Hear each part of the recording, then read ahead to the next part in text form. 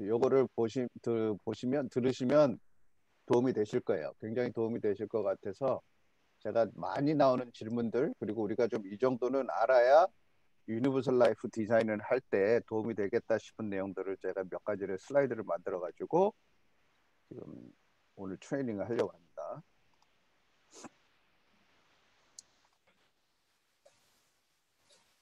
자, 유니버설 라이프 201.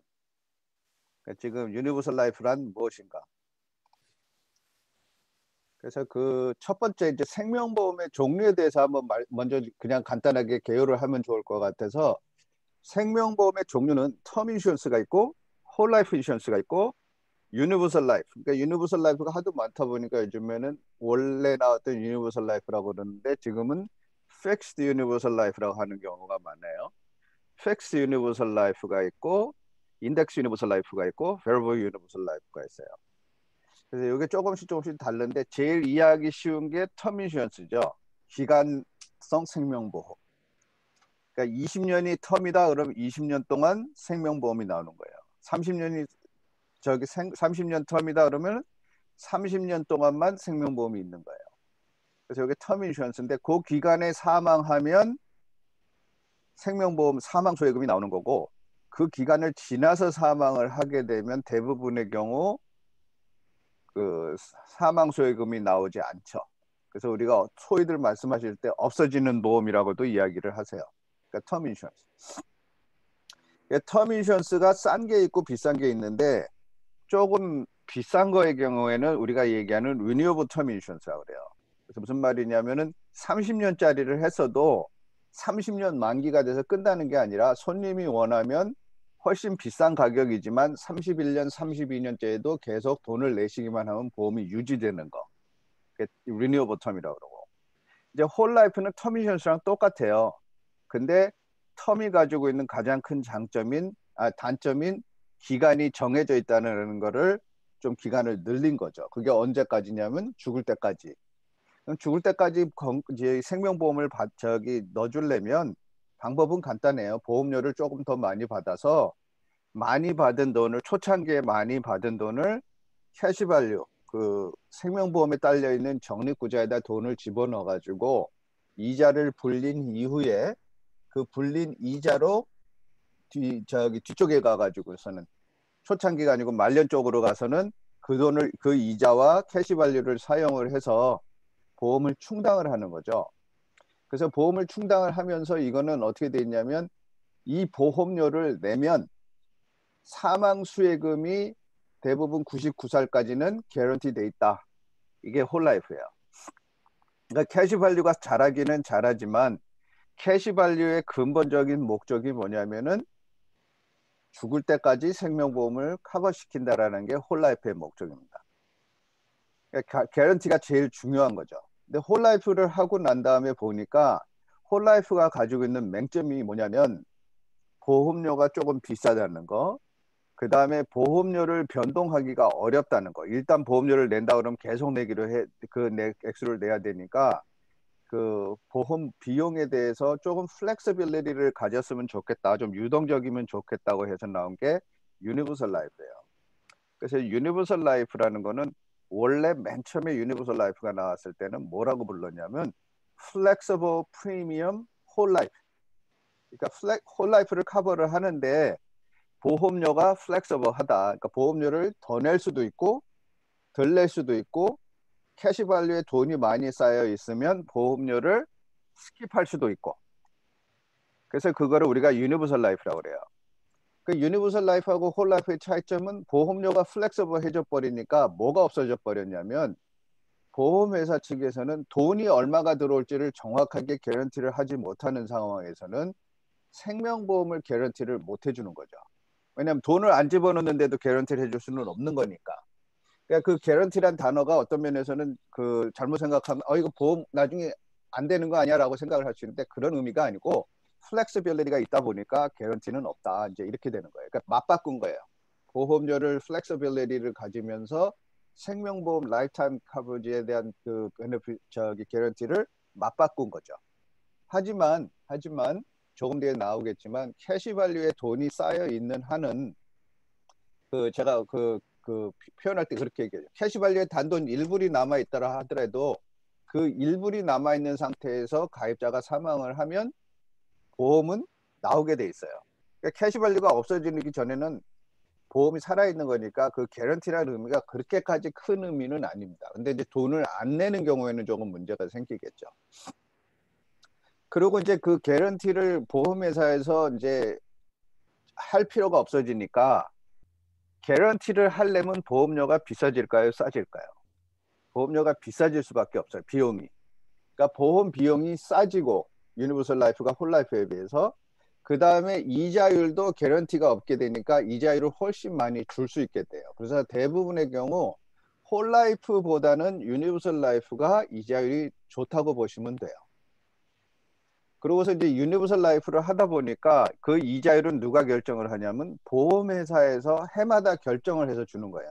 앞으로 1년은 이 이자를 주겠습니다. 이렇게 결정을 해준단 말이에요. 그러다 보니까는 이제 한동안 뭐가 유행을 했었냐면 이제 뮤추얼 펀드가 막 유행을 했잖아요.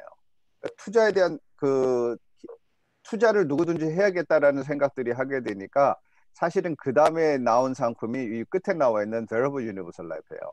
그러니까 Variable Universal Life는 생명보험에서 비용을 제외한 돈을 어디다 투자를 하냐면 보험회사에서 이자율을 정해주는 게 아니고 프로페셔널 펀드 매니저, 그러니까 돈을 관리할 수 있는 이제 제일 쉽게 생각하실 수 있는 게 뮤추얼 펀드예요. 근데 정확하게 법적인 의미에서는 뮤추얼 펀드라고 이야기를 못해요. 안에 있는 내용은 내용상으로 보면은 뮤추얼 펀드인데 뮤추얼 펀드란 말을 하지 못하게 해요. 그래서 시험 문제도 나오지만 이런 경우에는 보험회사의 제너럴 어카운트가 아닌 세퍼레이트 어카운트라고 그래요. 세퍼레이트 어카운트라 해서 쉽게 얘기하면 돈 관리를 뮤추얼 펀드를 매니지하는 펀드 매니저한테 하청을 줘버립니다.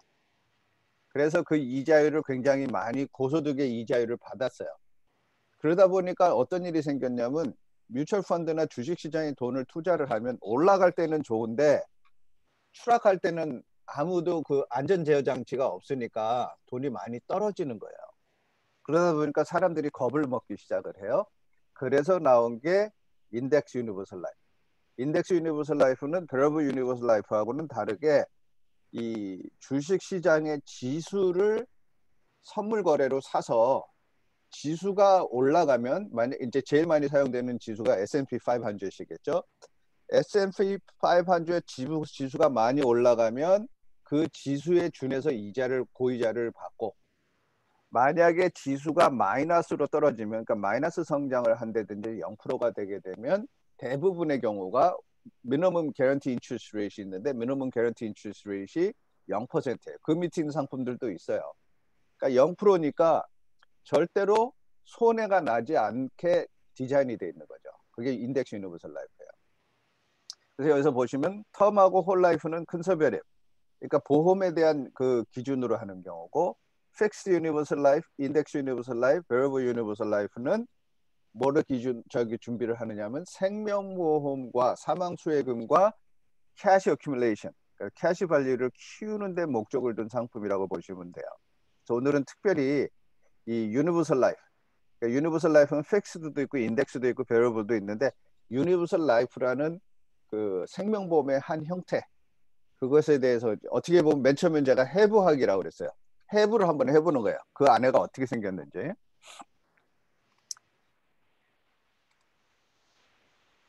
첫 번째가 우리가 기본적으로 이해를 하고 넘어가야 될 게 생명보험도 보험회사에서 만든 상품이에요. 그러니까 소비자들에게 팔겠다는 상품이니까 그러면 상품을 다른 사람한테 판다는 소리는 그 상품에 대해서 기본적인 커스가 있다는 소리예요. 상품의 유닛 프라이스가 있는 거잖아요. 그 유닛 프라이스를 결정하는 가장 쉬운 방법 중에 하나가 annual renewable term이에요. 그러니까 시간이 지나면 지날수록 나이를 먹으면 먹을수록 가입자가 나이를 먹으면 먹을수록 생명보험 회사에서 갖게 되는 위험부담률은 높아지는 거예요. 왜냐하면 나이를 먹으면 먹을수록 죽을 수 있는 확률이 높아지니까 사망의 확률이 높아지니까 사망의 확률이 높아진다는 거는 100불을 받고 10만 불짜리 보험을 들어준 생명보험 회사에서 입장에서는 그 단가가 비싸야만 되는 이유가 생기는 거죠.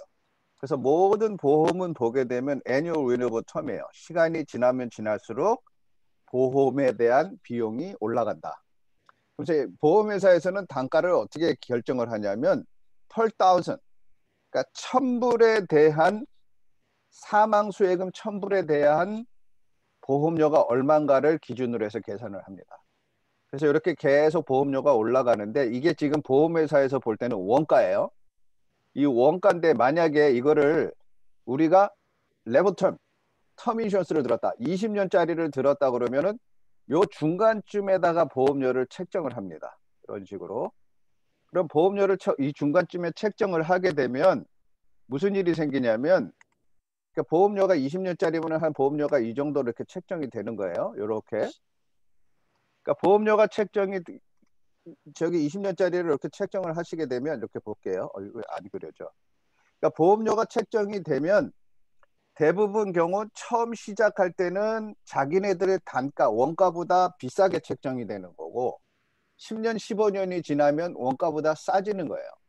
그러니까 맨 처음에는 돈을 덜 받고 나중에는 맨 처음엔 돈을 더 많이 받고 나중에는 돈을 덜 받고 그래서 원가를 딱 결정을 해서 한 요 정도 평균 요 정도 받으면 되겠다라는 생각을 해가지고 가격이 결정이 됩니다.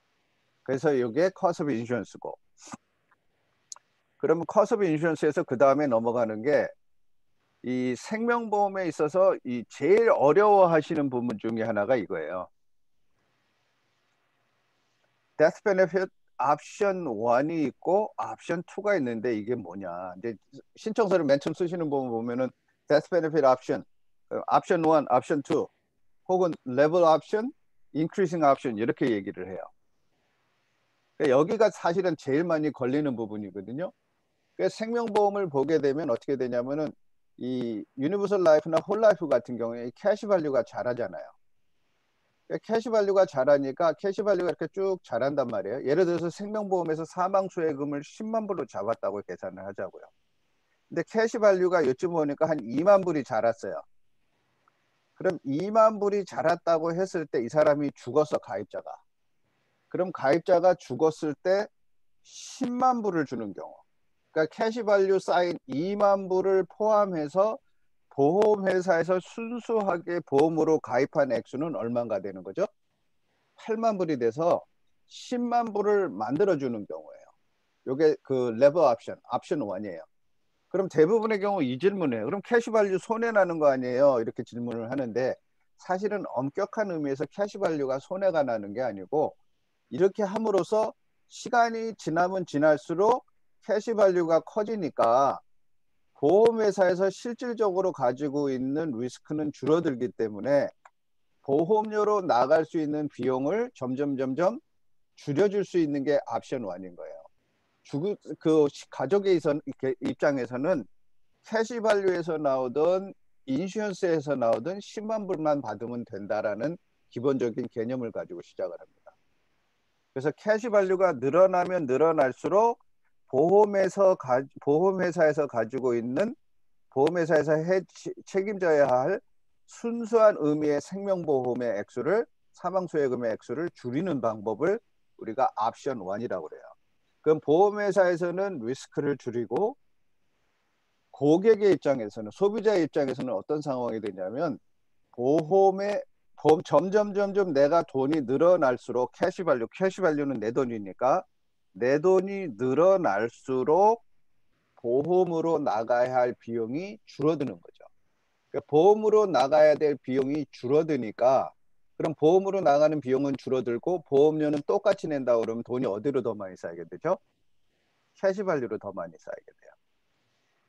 그래서 우리가 이 pure insurance라고 나와 있는 거, 이 pure insurance를 다른 말로 뭐라고 얘기를 하냐면 net amount at risk, net amount at risk, NAR이라고 불러요. 이게 전문 용어로. 그러니까 보험회사에서 실질적으로 실질적으로 책임지는 액수. 그러면 그게 death benefit option 1이에요. 그럼 option 2는 뭐냐면 이걸 하다 보니까 사람들이 무슨 불평을 하려면 난 캐시밸류가 아까 얘기한 대로 캐시밸류가 2만 불 쌓였는데 그럼 내가 맨 처음에 생명보험을 10만 불을 들었으니까 10만 불 들었는데 캐시밸류가 더해져서 12만 불을 받아야 되는 게 정상이 아니냐는 소리를 해요. 그 질문에 대해서 이야기를 하고 그게 컴플레인이 생기니까 나온 게 옵션 2예요. 그러니까 옵션 2를 보시게 되면 무슨 상황이 되냐면 이 퓨어 인슈런스가 요 10만 불이 항상 평행선으로 가요. 그러니까 캐시밸류가 얼마가 됐든지 간에 아까 저쪽에서는 2만 불이 쌓였다 그러면 퓨어 인슈런스가 8만 불에서 10만 불을 만들어줬는데 이쪽에서는 여기는 2만 불이었다 그러면 캐시밸류가 2만 불이었다 그러면 데스 베네핏이 얼마가 되냐면 12만 불이 됩니다. 왜냐하면 순수하게 보험회사에서 책임지는 사망수혜금, 퓨어 인슈런스 혹은 넷 어만의 리스크가 그냥 10만 불로 계속 유지가 되기 때문에 그러니까 12만 불이 돼요. 그러면은 이 경우에는 어떤 때 유리하냐면 가입자가 일찍 사망했을 때는 유리합니다. 왜냐하면 가입자가 일찍 사망을 했으니까 캐시밸류도 받고 퓨어 인슈런스도 받으니까 액수가 더 많아지는 거죠. 그럼 가입자가 오래 살면 어떻게 되냐면 오래 살면 살수록 뭐가 손해를 보냐면 캐시밸류가 손해를 봐요.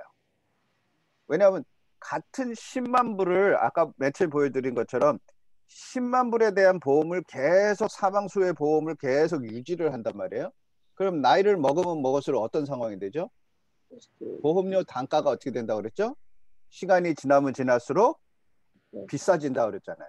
그러니까 같은 10만 불인데 20대에 10만 불을 보험을 드는 거, 보험에다가 비용을 내는 거하고 50대 가서 보험을 내는 거하고는 액수가 천지 차이로 달라지겠죠. 그러니까 보험으로 들어가는 액수가 훨씬 많아지는 거예요. 사망수혜금으로. 그러니까 사망수혜금으로 들어가는 액수가 훨씬 많아지니까 무슨 저희가 생기냐면 캐시밸류가 옵션 1보다는 적어지는 거예요.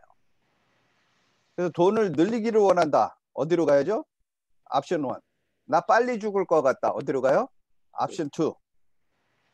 이렇게 되는 거예요. 그러니까 옵션 1이라고 그러고 옵션 2라고도 얘기하고 옵션 A라고 그러고 옵션 B라고도 얘기를 해요. 그래서 레벨 옵션, 인크리징 옵션 다 똑같은 말입니다. 여기 제가 그거 설명이 돼 있어요. 그러면 이 캐시 밸류를 기준으로 해서 데스 베네핏 옵션 1으로 했다 그러면은 자, 이 보험회사에서는 보험을 이제 99세까지 개런티 해주는 걸로 뽑아달라고 우리가 얘기를 할 거 아니에요. 설계를 할 때. 그럼 99살까지 생명보험이 커버되게 설계를 했다 그러면 옵션 1이 보험료가 비싸질까요? 옵션 2가 보험료가 비싸질까요? 옵션 2. 옵션 2가 비싸지죠. 네. 그래서 보험료를 적은 액수로 데스 베네핏을 많이 잡으려면 뭘로 가야 돼요? 옵션 1으로 가야 돼요. 계산이 그렇게 나와요. 똑같이 10만 불, 똑같이 100만 불, 100만 불 해놓고 옵션 1으로 프리미엄을 풀어보는 거나 옵션 2로 프리미엄을 풀어보는 거랑 비교를 해보면 항상 옵션 2가 더 비싸집니다. 그렇다고 해서 캐시밸류가 많이 쌓이냐면 그것도 아니에요. 레벨 옵션이 캐시밸류가 더 많이 쌓여요. 그래서 항상 나오는 가장 큰 질문이 뭐냐면 옵션 1으로 가요? 옵션 2로 가요? 이 질문이 굉장히 많아요. 근데 이것에 대한 정답이 없는 거예요. 제가 만든 정답은 이겁니다. 오래 사실 거예요? 빨리 죽으실 거예요? 오래 살 사람은 옵션 1이 유리합니다. 빨리 죽을 사람은 옵션 2가 더 유리합니다. 그 다음에 또 재밌는 거는 이 옵션 1의 경우, 옵션 2도 마찬가지예요, 사실은. 이 캐시밸류가 어느 순간인가 가게 되면 원래 책정했던 데스 베네핏, 원래 책정했던 데스 베네핏을 우리가 스페시파이 어마운트, 페이스 어마운트라고 그러거든요.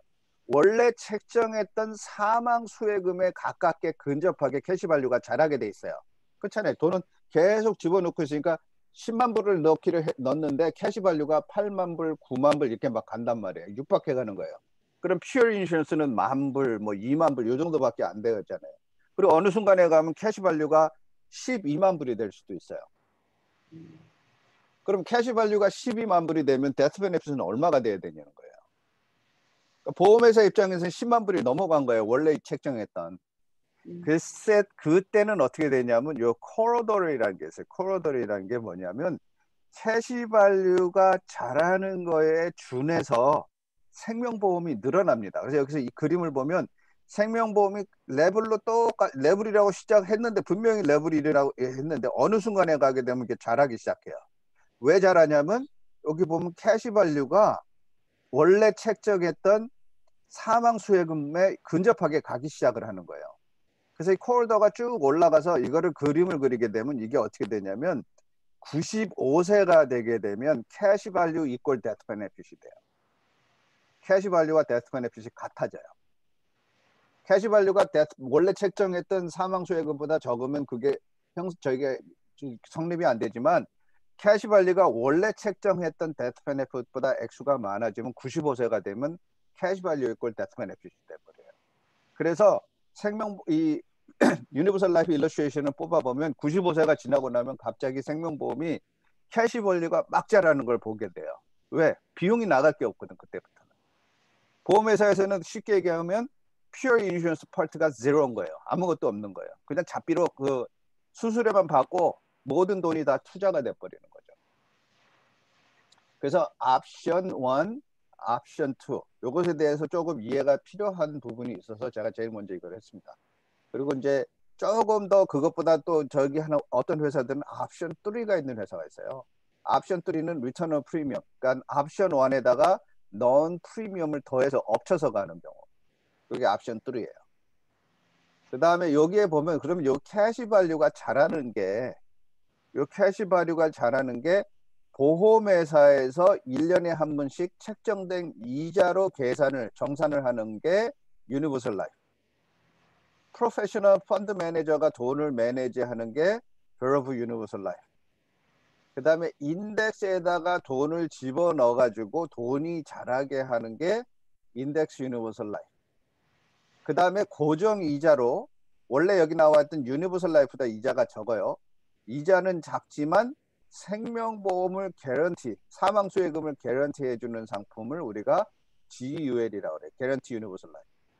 그러니까 요 상품을 요거를 이해를 하면 유니버설 라이프가 뭔지, VUL이 뭔지, 인덱스 유니버설 라이프가 뭔지, GUL이 뭔지를 알게 돼요.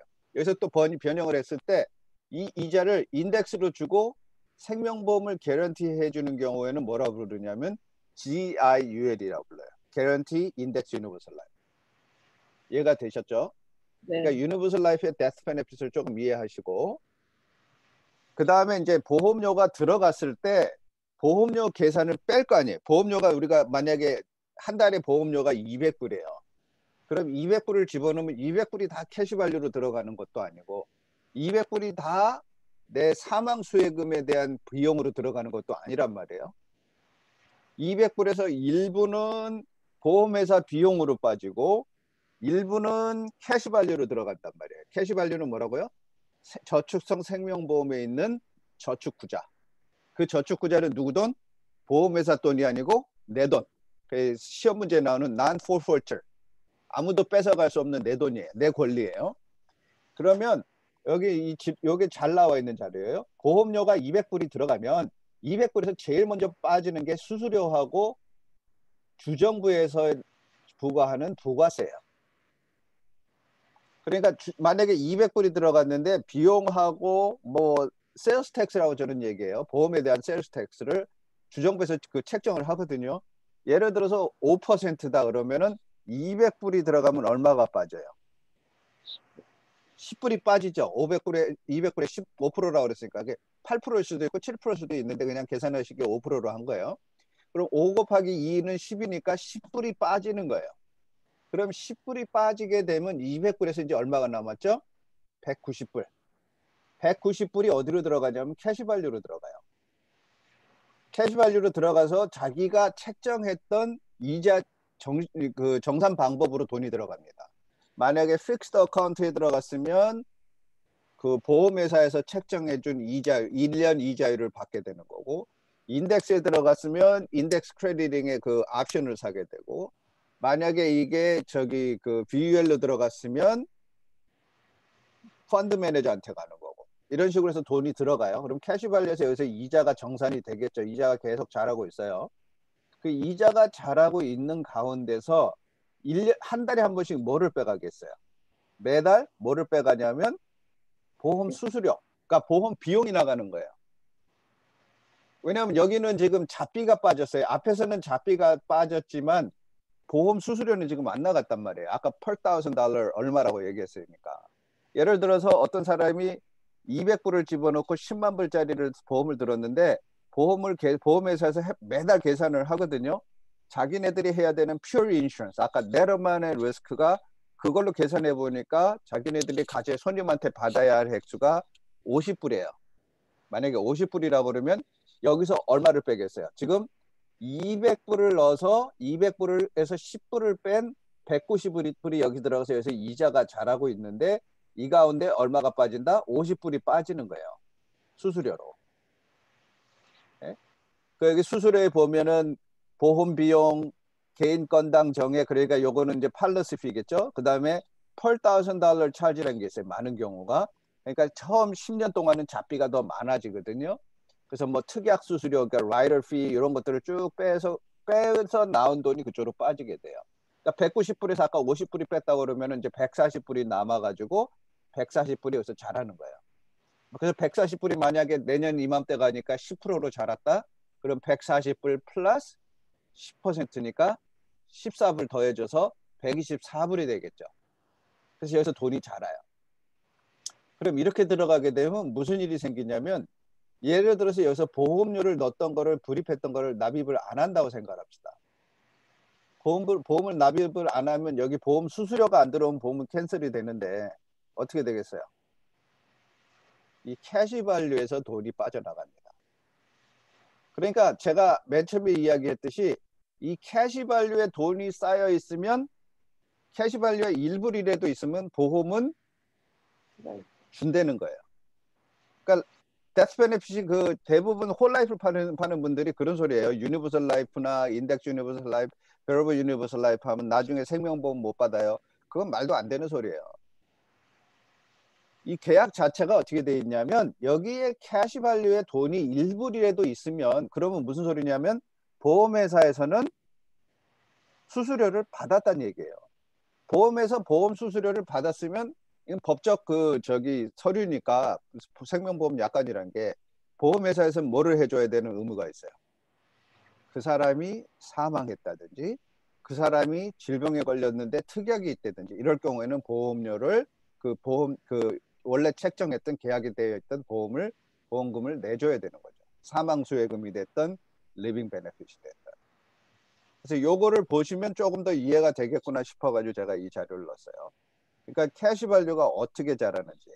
그럼 요 캐시밸류가 이건 사실은 홀라이프도 비슷하거든요. 요 캐시밸류가 제일 어그레시브하게 자라는 플랜이 글로벌 유니버설 라이프.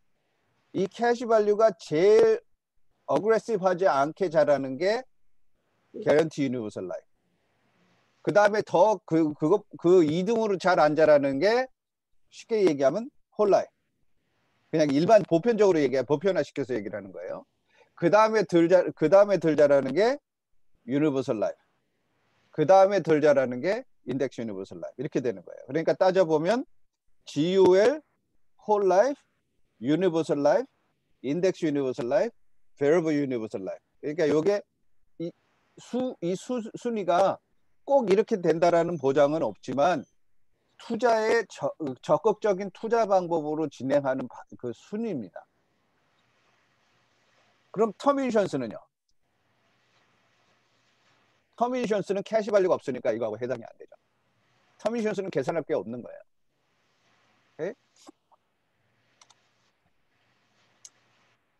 그러면 생명보험에 이제 캐시밸류가 있으니까 생명보험의 캐시밸류에서 세이빙스 어카운트를 이렇게 만들었는데 아까도 말씀드렸지만 생명보험의 캐시밸류가 있는 가장 큰 이유는 뭐다? 뒤에 가서 나이가 먹어서도 똑같은 보험료를 납부를 하면서 물론 보험 비용이 올라갔어도 내 생명보험을 사망수혜금을 유지하기 위해서 캐시밸류가 있는 거예요. 근데 그 캐시밸류가 있다 보니까 거기에 세이빙스 어카운트가 있잖아요. 그러니까 세이빙스 어카운트에 돈이 계속 이자가 적립되면서 성장하고 있다고. 그럼 성장하고 있으면 무슨 문제가 생기냐면 어떤 문제가 발생하냐면 그 성장하는 돈에 대해서 그 성장한 돈을 꺼내 썼을 때 세금을 어떻게 처리를 할 건가라는 질문이 나오는 거예요. 그 세금을 어떻게 처리할 건가를 따져보니까 이게 지금 정부의 입장에서는 이 사람이 죽거나 뭐 이렇게 되면 정부에서 뭐를 해야 돼요? 대부분 그 사람들이 제대로 재산이 많은 사람이면 모르면 재산이 없는 사람은 결국엔 정부에서 그 사람 가족들을 도와줘야 되는 상황이잖아요. 근데 그런 상황을 방지를 해주는 거예요. 이거 지금 어떻게 보면 보험회사에서. 그래서 보험회사에다가 뭐를 주냐면 세금에 대한 특혜를 줘요. 그 특혜의 첫 번째가 tax deferred growth. 그러니까 소과세, 비과세라고 여기 나와 있네요. 소득세, 비과세. 그러니까는 무슨 소리냐? 여기 있네요. 과세 성장, 유예 성장 및 경쟁력이 있는 금리. 참 말이 어려워요. 오히려. 그러니까 과세 유예, 생명보험에서 들어간 돈이 자산이 증액이 됐어요. 이자로 인해서 늘어났어요. 늘어난 것에 대해서 이자, 그러니까 우리가 얘기하면 이자 계산한 것에 대해서 세금이 유예된다. 세금이 미루어진다는 거죠. 언제까지? 돈을 꺼낼 때까지 세금이 미루어지는 거예요. 그러니까 우리가 일반적으로 은행에 돈을 집어넣으면 은행에 집어넣은 돈은 이자가 발생하면 해마다 1099이 날라와요. 그러니까 세금 보고 하라고. 그렇잖아요. 세금 보고 하라고 저기 1099이 날라오는데 생명보험에서 들어가서 이자가 늘어난 거에 대해서는 세금 보고하라고 날라오는 게 없어요. 보고하고 싶어도 보고할 게 없어요. 10,000불을 집어넣는데 10,000불이 10%로 자라서 11,000불이 됐어. 그럼 1,000불에 대한 세금 어떻게 할 거냐는 문제에 있어서 생명보험은 그 1,000불에 대해서 1,000불이라는 이자에 대해서 세금이 없는 거예요. 그러니까 세금이 없이 계속 돈이 자라요. Tax deferred growth.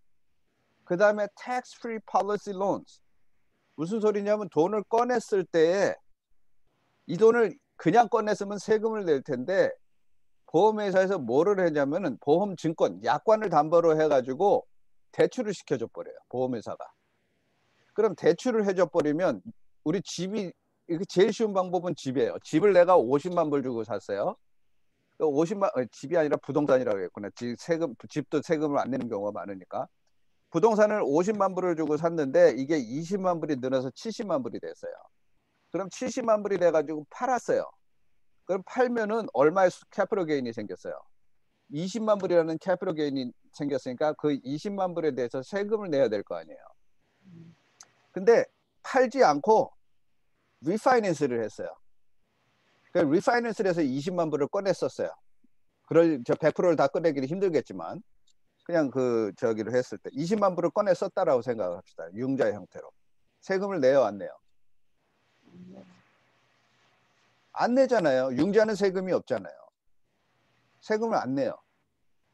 그러면 결국엔 뭐냐면 내가 보험 증권을 담보로 해서 대출을 받으면 대출 받은 액수에 대해서 세금이 있다 없다? 없다. 그러니까 세금을 안 내고서 돈을 꺼냈을 수 있는 상황이 발생을 하는 거예요. 그 다음에 tax free withdrawal. 그러니까 tax free withdrawal이라는 건 뭐냐면 내가 넣은 보험료를 미리 먼저 꺼냈을 수가 있어요. 내가 낸 보험료는 세금 공제를 안 받은 돈이니까 그 돈 꺼냈을 때 세금이 없단 말이에요. 그러니까 tax free withdrawal이라고 그러고 어떤 때는 partial surrender라고 그래요. 그러니까 그 돈에 대해서도 세금이 없어요. 제가 여기다 한 가지를 안 써놨네요. 그러면 만약에 이 사람이 담보가 있는 상태에서 담보 대출 액수가 지금 대출을 갚지를 않은 상태에서 이 사람이 죽어버렸어요.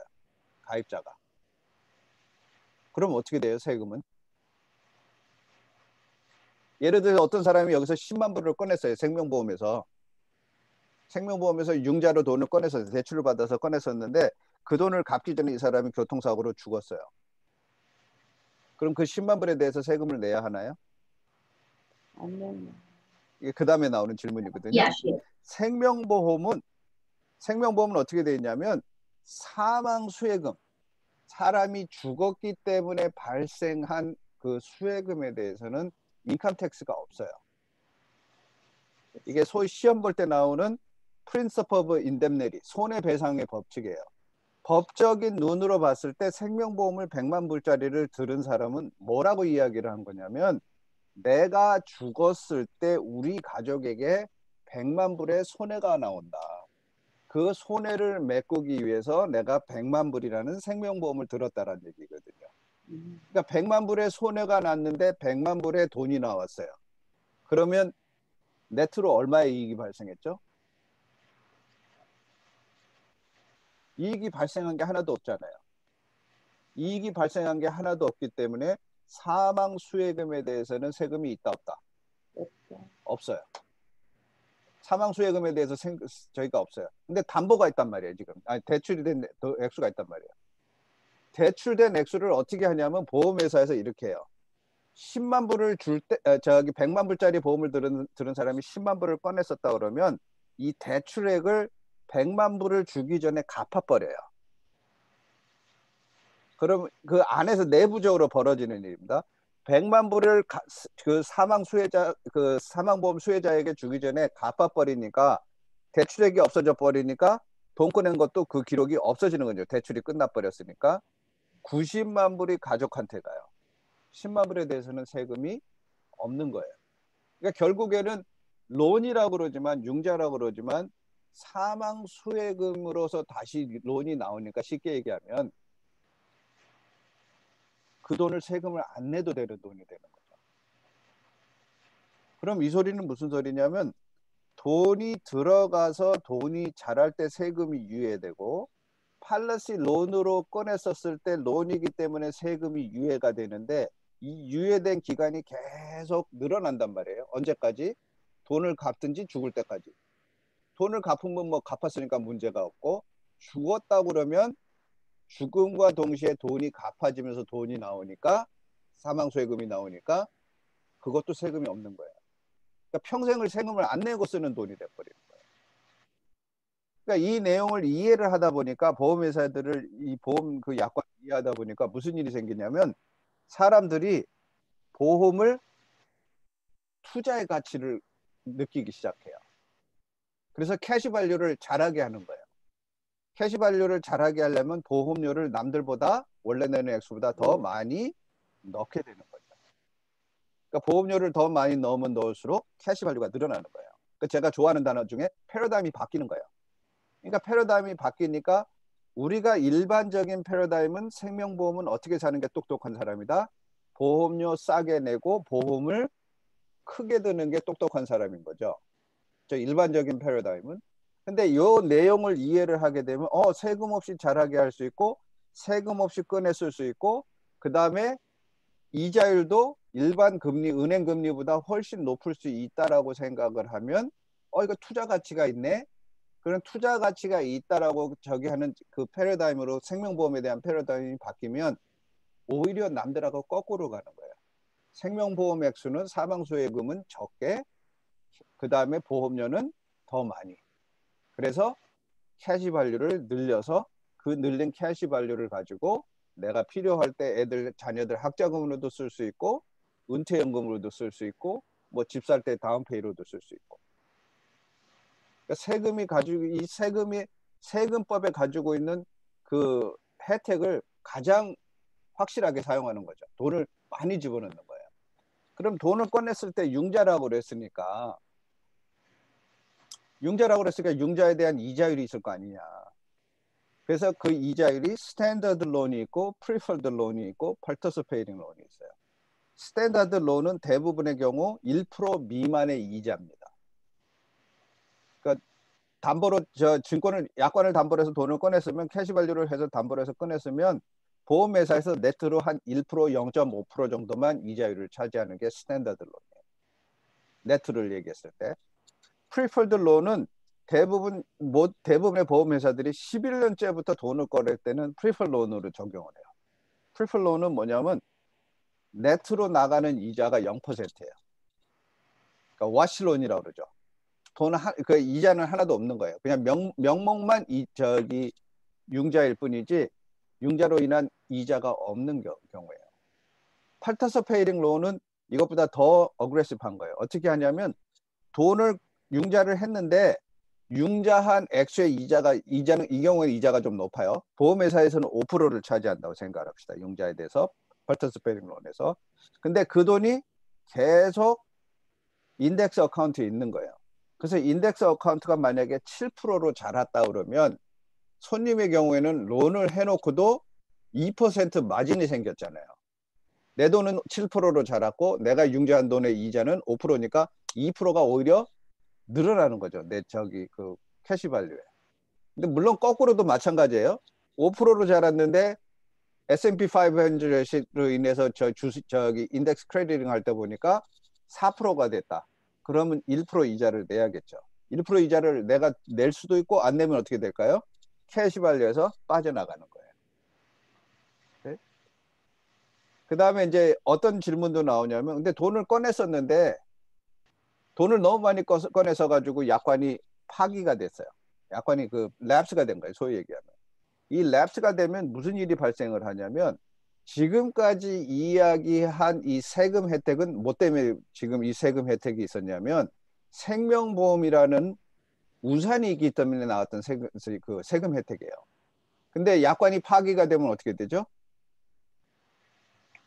생명보험이 없어지는 거잖아요. 생명보험이 없어지면 여태까지 누렸던 세금 혜택도 같이 없어질 수 있어요. 그렇기 때문에 이 생명보험을 살려야 돼요. 죽을 때까지. 세금을 안 내려면.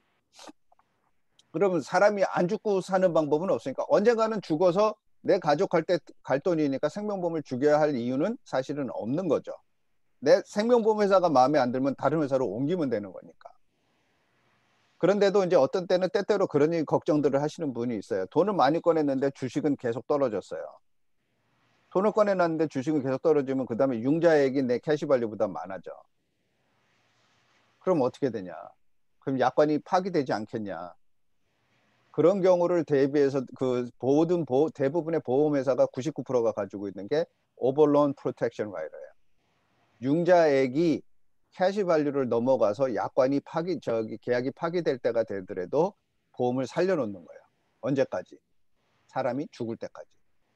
생명보험 사망수혜금은 하나도 없겠죠? 하지만 파기를 안 시키고 계속 놔두니까 무슨 일이 생겨요? 세금을 낼 일이 없는 거죠.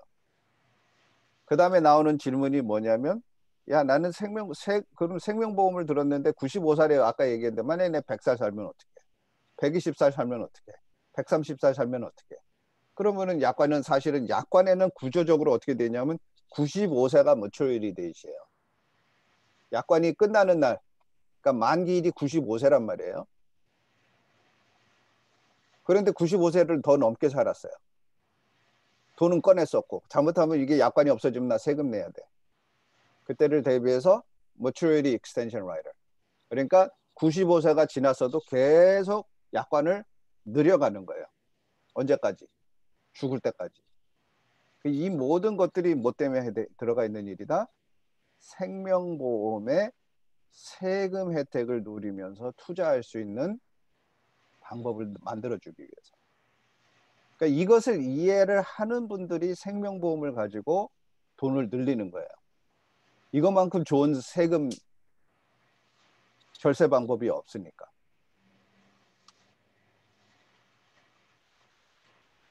다음 장으로 넘어갈게요. 그러면 이자율은 어떠냐? 지금 이자율이 지금 나와 있는 건데 요거는 지금 AIG 거예요.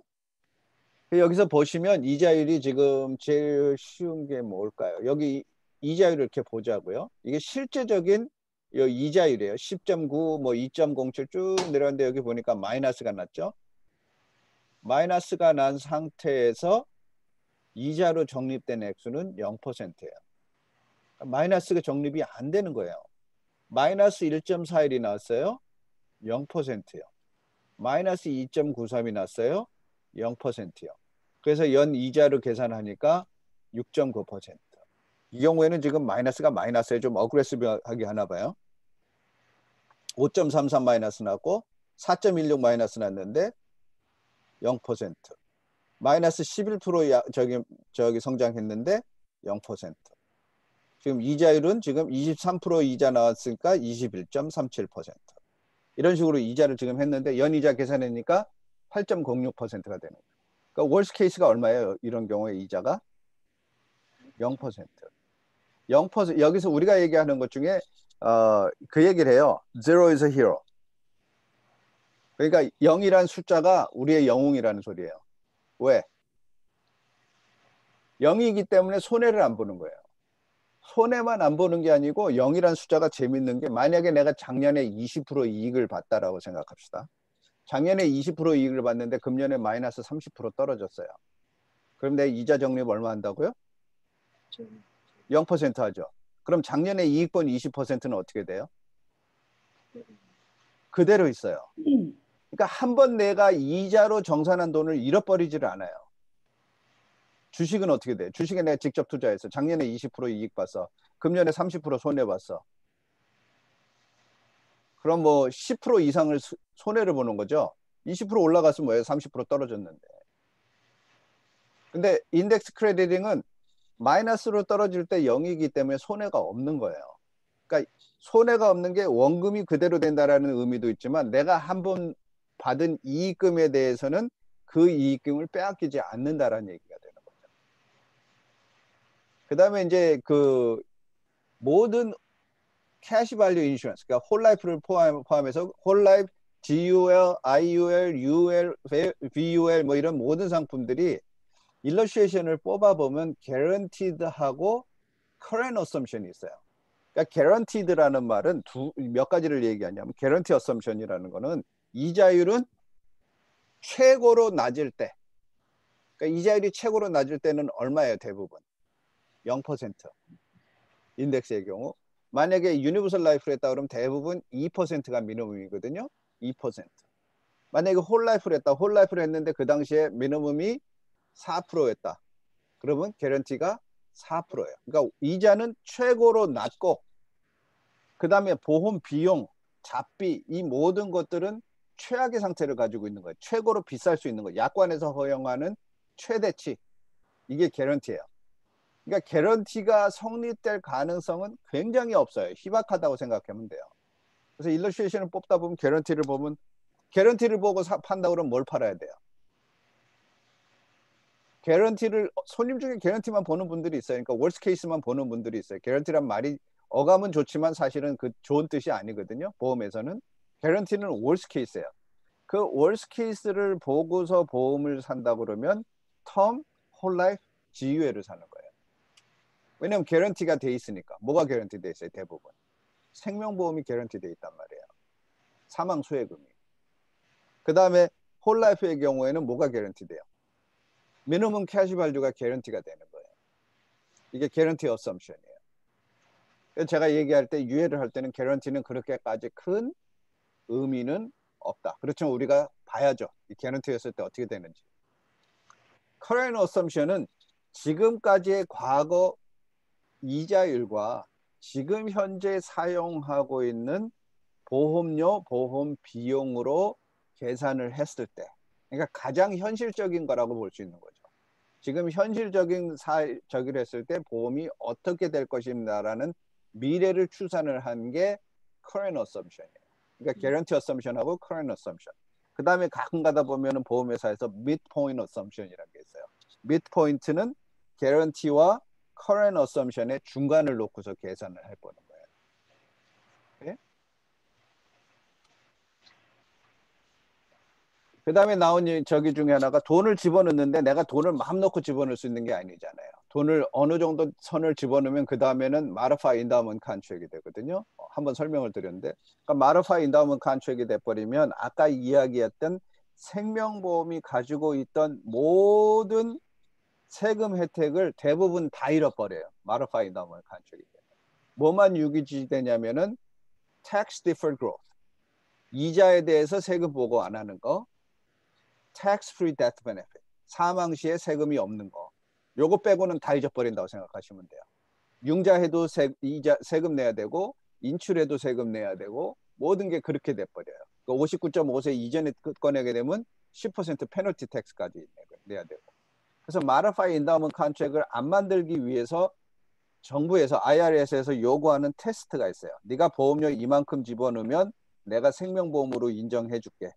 그 액수를 넘어가면 이건 생명보험이 아니고 modified endowment contract이야. 이제 이렇게 얘기가 되어 있는 거거든요.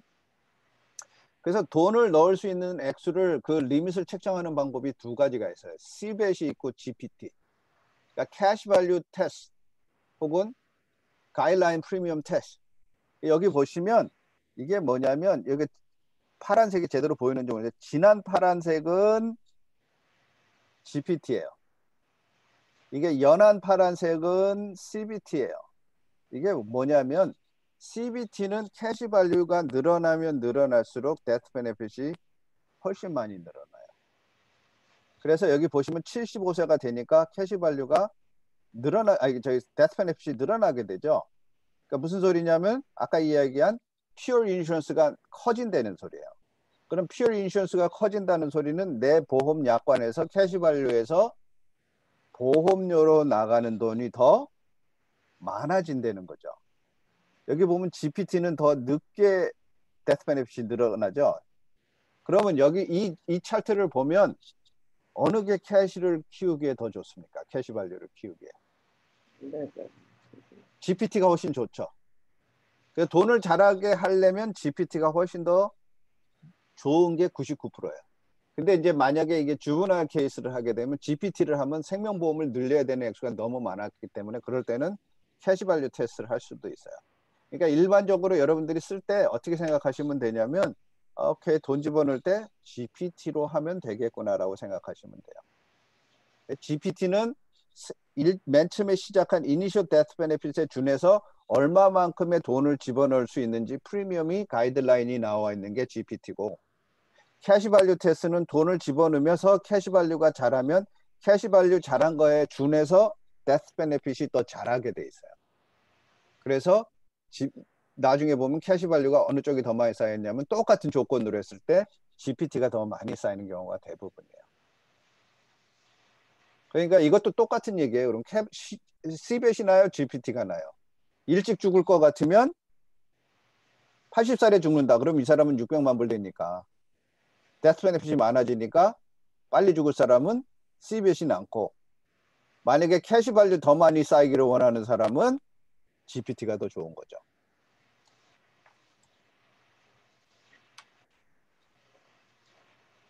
그 다음에 이제 마지막으로 이제 리빙 베네핏. 리빙 베네핏이라는 거는 뭐냐면 내가 죽어도 돈 나오고, 내가 살아도 돈 나오고, 내가 아파도 돈 나오고. 그러니까 리빙 베네핏에서 제일 많이 사용하는 게 이제 사실은 캐시도, 여기 캐시 밸류도 리빙 베네핏이라고 봐야 돼요. 내가 살아서도 돈을 꺼내 쓸 수 있는 거니까. 근데 이제 리빙 베네핏 중에 이 아팠을 때, 터미널 illness, 1년이나 2년 안에 죽을 것이다라는 진단이 나왔을 때, 크로닉 illness, 6가지 중에 2가지를 나 혼자 못하는 시간이 90일 이상 지속될 때, 그러니까 간병인이 필요할 때, 크리티컬 illness, 치료 안 하면 죽을 병에 걸렸을 때, 이런 식으로 계산을 했을 때 생명보험 100만 불짜리 놓고 봤을 때 터미널 illness는 85만 2천 불까지 돈을, 생명보험 100만 불을 포기한다 그러면 85만 2천 불을 보험회사에서 주는 거예요. 그 돈 알아서 쓰세요. 이런 식으로. 크로닉 illness는 이 생명보험을 담보로 매달 14,454불까지를 크로닉 illness, 그러니까 간병인이 필요할 때 받을 수 있고, 이런 식으로 계산이 돼 있어요. 그래서 이 크로닉 illness 뭐 이런 경우에는 인데미니티 플랜이 있고 리임버스먼트 플랜이 있다라고 제가 그때 설명을 드렸어요. 인데미니티는 내가 그 컨디션이 나오면 보험회사에서 내가 요구하는 액수를 주는 게 인데미니티. 리임버스먼트는 내가 아프고 그 아픈 것 때문에 약관에서 인정하는 간병인이나 간병센터를 찾아가서 거기서 쓴 비용을, 그 비용에 대해서 리임버스를 받는 게 리임버스먼트. 그 다음에 돈을 100만 불에서 돈을 준할 때 린 메서드는 100만 불에서 돈을 꺼내고 만약에 10만 불 꺼내주세요. 그러면 10만 불 꺼내주고 해마다 이자를 차지하는 방법이 린 메서드. 디스카운트 메서드는 100만 불에서 10만 불 꺼내주세요. 그러면 10만 불을 다 꺼내주지 않고 이 사람 몇 년 더 살지? 라고 계산을 해서 10만 불에서 우리가 이자로 4만 불을 띄고 6만 불 줄게요. 뭐 6만 불이 될 수도 있고 7만 불이 될 수도 있고 액수는 그때마다 다르겠지만 그 경우가 디스카운티드 메서드. 세 번째가 달러 포 달러 메서드는 아예 보험료를 책정할 때 다달이 보험을 위해서 액수를 더 넣어서 나 매달 1,000불씩 주세요. 그러면 1,000불씩이 다 나와요. 이자도 없어요. 하지만 뭐를 냈어요? 그걸 보험료로 해서 엑스트라로 돈을 낸 경우. 네? 시간이 되면 또 한번 설명을 드릴게요. 여기까지가 다 된 내용입니다.